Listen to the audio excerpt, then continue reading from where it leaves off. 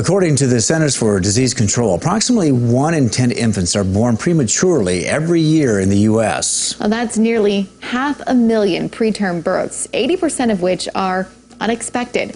That was the case for Teresa Bravo, who gave birth at just 22 weeks, 2 days. In tonight's Eye on KELOLAND, Travis Fossing takes us to Worthington, Minnesota, and introduces us to Teresa and her son Mateo, who's been defying the odds since day one. Mateo Bravo appears to be a typical baby. His story is anything but. A year ago, Mateo's mom, Teresa, had just hit the halfway mark of her pregnancy and was experiencing pain. We just went to the doctor and they told us it was just a ligament pain and stuff, and then we ended up going back, and then that's when they told us oh, you're in labor, he's gonna come.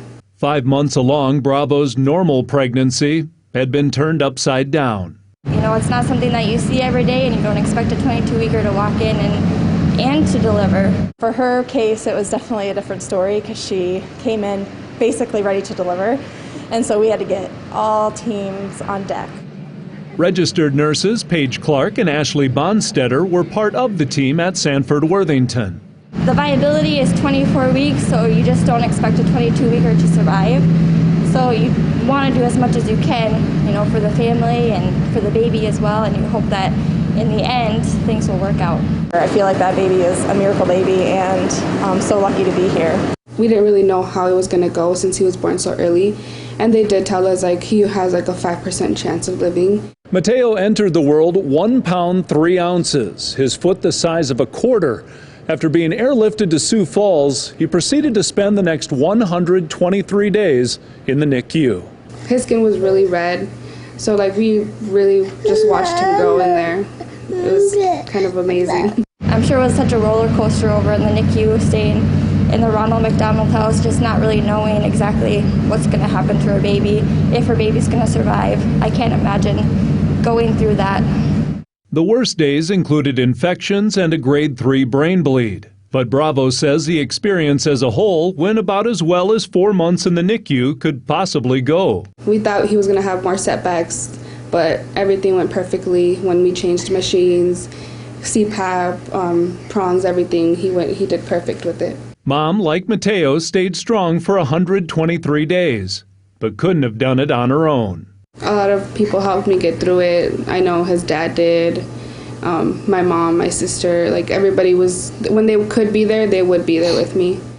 Bravo says Mateo's doctors are proud of his progress since leaving the NICU. They told me he wouldn't have teeth until he was about 15 months adjusted, but he has 2 teeth now. He got them when he was around 7 months adjusted, which was 11 months. Doctors added that nobody would suspect Mateo was once a 22-week baby. I think he's been doing perfect. He's learning how to crawl, he's standing up and everything, and he's just doing good. He's been on track. He's even starting to talk. He's been saying mom a lot, so that really makes me so happy, because I didn't expect him to start talking so soon. The nurses who helped bring Mateo into the world are also keeping tabs on his progress. Thankful for social media that allows us to do that without physically being able to meet with each other, especially now with COVID. So Facebook is really nice to be able to keep in touch, and she posts updates all the time, and it's awesome to see that. We became friends on Facebook, and we can see pictures that she posts, and looks like he's doing really well. Against all odds, Mateo will celebrate his first birthday on Monday. His presence is gift enough for Mom, who believes the best is yet to come. He has a reason to be here, so I think he's going to do something big in life. God gave him the opportunity to stay here with us, and he's going to do good with it. With Eye on KELOLAND, I'm Travis Fossing. What a fighter. Well, Teresa says doctors aren't sure what caused her to go into labor at only 22 weeks. November is National Prematurity Awareness Month, and next Tuesday, November 17th, is World Prematurity Day, which was created to help raise awareness for preterm birth.